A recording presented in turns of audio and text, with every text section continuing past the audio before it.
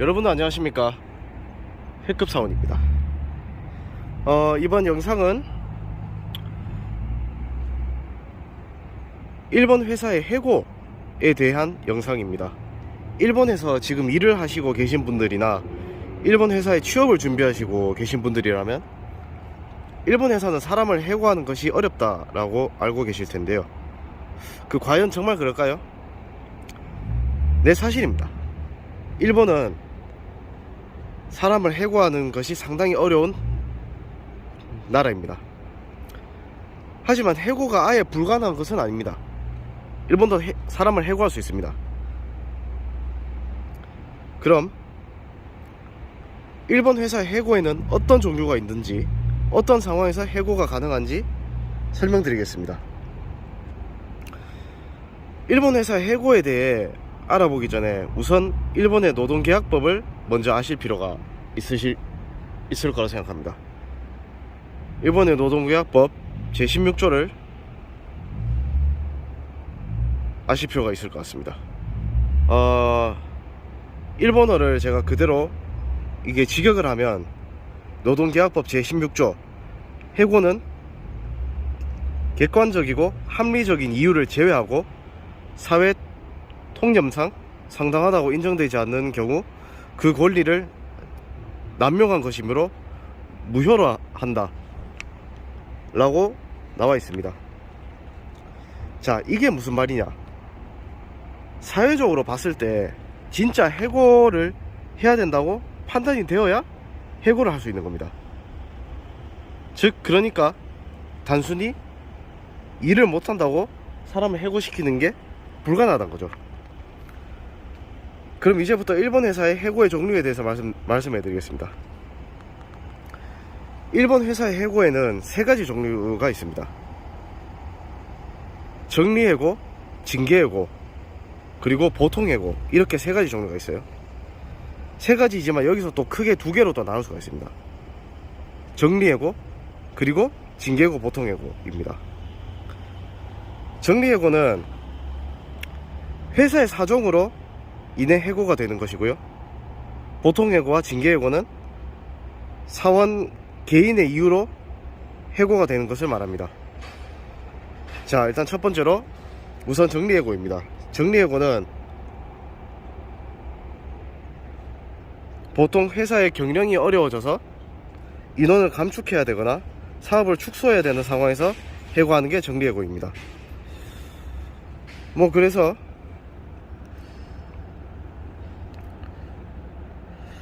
회사가 망하지 않는 이상 정리해고 되는 경우는 거의 없습니다. 일본어로 다른 말로 리스토라라고도 합니다. 자, 두 번째, 징계해고입니다. 징계해고는 종업원이 일 그리고 사적으로 큰 문제를 일으켰을 때 행해지는 처분입니다. 자, 어떤 경우를 했을 때 징계해고가 되냐?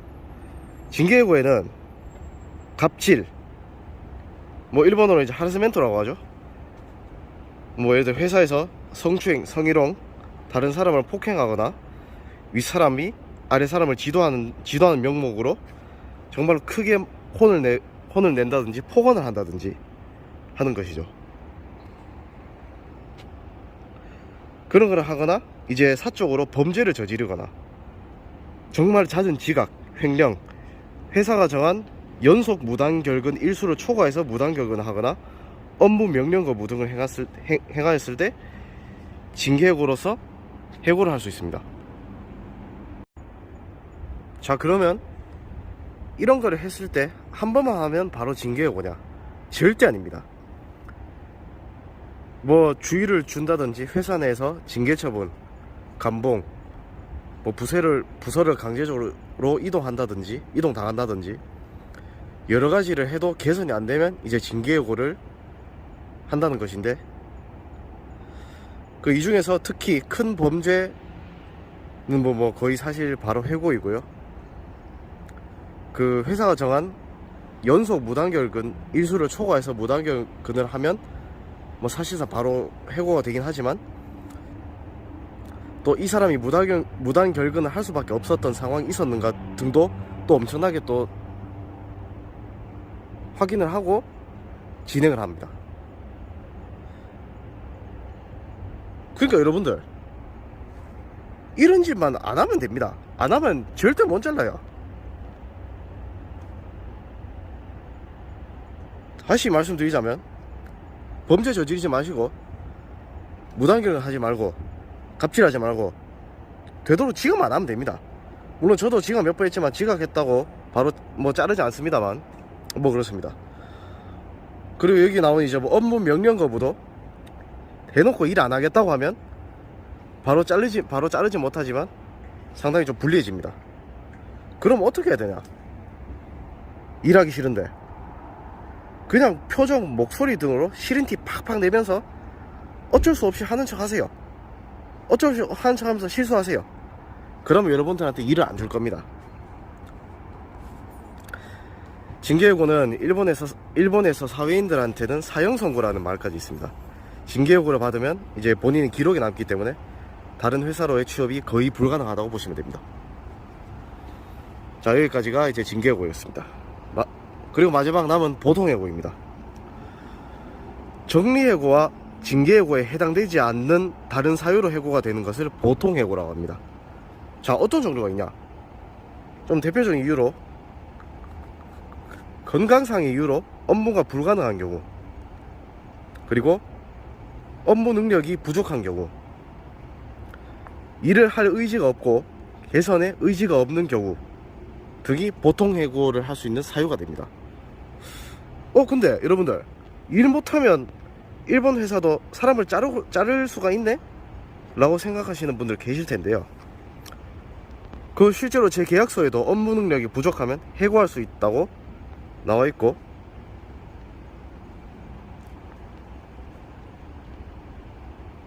그리고 저는 회사에서 개선의 의지도 하나도 없고 오히려 윗사람한테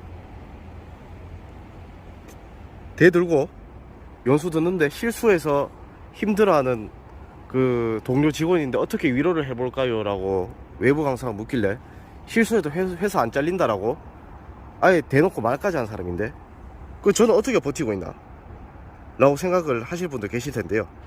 제가 영상 초반에 노동계약법 제16조를 설명드렸죠. 사회적으로 봐서 정말 잘라야 한다고 판단되는 상황에서 해고를 하는 겁니다. 그러니까 여러분들이 상상하는 그 이상으로 일을 못 해야 돼요. 좀 극단적인 상황으로 말씀드리자면, 자, 일단은 건강상 이유로 해고를 할 수 있다고 제가 말씀드렸는데, 진짜 아예 식물인간이 되어서 아무 일도 못한 상황이까지 가야 됩니다. 업무 능력도 마찬가지입니다. 맨날 매번 실수하고 일 못하는 걸로 해고가 할지도 모르겠지만 사실상 불가능해요. 업무 능력 부족으로 해고가 되려고 하면 회사에 막대한 피해를 입혀야 됩니다. 정말 막대한 피해를 입혀야 돼요. 실제로 일본에서 있었던 일인데, 증권회사에 다니는 어떤 사람이 그 주가를 잘못 조작해서 하루에 회사 돈 4천억 원을 날려먹었던 적이 있어요. 이런 경우에도 해고보다는 어떻게든 얘를 내보내기 위해서 이 직원을 내보내려고 아무 일도 안 주고 나가달라고 부탁을 해서 사원이 제발로 회사를 나가도록 했습니다. 이 정도 실수를 해야 돼요, 여러분들. 저도 이런 실수 한번 해보고 싶네요. 일본 회사가 해고를 할 수 있음에도 하지 않든 적극적으로 하지 않는 이유는 절차도 매우 까다롭고, 그리고 더 큰 이유가, 만약 잘린 사람이, 해고를 당한 사람이 부당해고라고 이제 소송을 걸어서 만약 소송에서 회사가 지게 되면 직원은 다시 그 회사로 이제 복직을 시켜야 되고, 그리고 회사는 막대한 손해배상금을 지불해야 됩니다.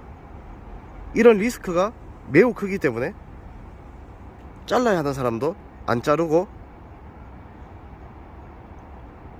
일을 주지 않으면서 왕따를 시켜서 제발로 회사를 나가기를 유도하고 있죠.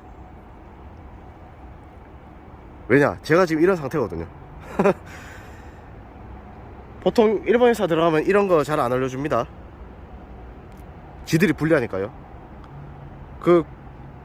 한국 군대도 마찬가지입니다.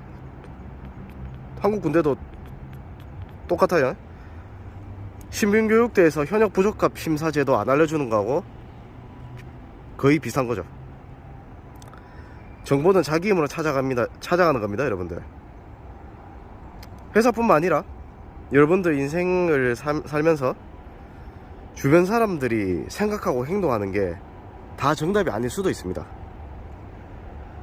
다른 사람들이 열심히 하는 이유가 회사에서 잘리기 싫어서 열심히 하는 걸 수도 있는데, 저처럼 스스로 정보를 찾았던 사람은 남들과 다른 길을 걸을 수 있습니다. 아니면 솔직히 뭐 일본 회사 월급도 40년 동안 오르지도 않고 해고하기도 어려운데 도대체 왜 열심히 하나요? 그죠? 아무튼 일본 회사에서 근무하시는 여러분들, 그런 걱정하지 말고, 잘리는 거 걱정하지 말고, 기죽지 말고 회사 생활 하시기 바랍니다. 이번 영상 여기서 마치겠습니다. 시청해 주셔서 대단히 감사합니다.